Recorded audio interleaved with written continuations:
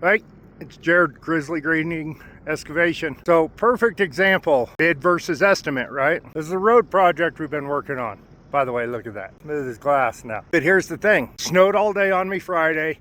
It got too wet to finish it out right. Because it was so wet, the sections that I had actually got done, not the very bottom we looked at, but the rest of it that should have been good, all that traffic driving on it while it was too wet and loose, they ended up rutting it all up, and I pretty much had to start over. And now, because of that, I'm gonna have to go get a load of water, a couple loads of water probably, and water all this so that it packs down correctly, because we don't get any more rain coming. That's not the homeowners association's fault. It's not their fault that my dump truck broke down and I had to hire trucks to haul for me because I didn't have a truck available. They paid me a lump sum to blade this road and get it in shape. And we had an agreement on not to exceed, including water and gravel. Well, because it was snowing so good and there was so much moisture, I went ahead and put the money into gravel. That was my choice to run it that way. There was money in there for water, but I went ahead and used up my water money on gravel for the most part. And so about half the water I end up bringing up here, I'm gonna end up bringing up here for free, essentially, because that was our deal. And so that's a bid, right? I'm the guy taking the risk. You got to be a little bit of a gambler if you're going to bid stuff, you know. I'm taking the risk that certain things are going to go a certain way, and they didn't work out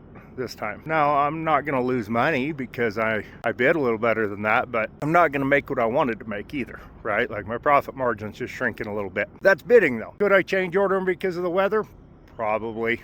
Could I come up with any other reasons in my does not include to do it? Yeah, probably. But like I said, you got to trust your contractor. No bullshit. You got to trust him. I have a reputation to protect. That reputation is worth more to me to only walk away making 10% on a job instead of 20%.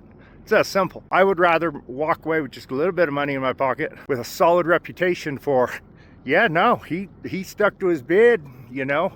Even though the weather kind of screwed him up, he stuck to his bid. Even though this happened and that happened, he stuck to his bid. That matters to me. And that's the biggest thing you got to watch with people, is that work agreement's everything. But even with a good work agreement, you got to trust your contractor, right? Fair is fair.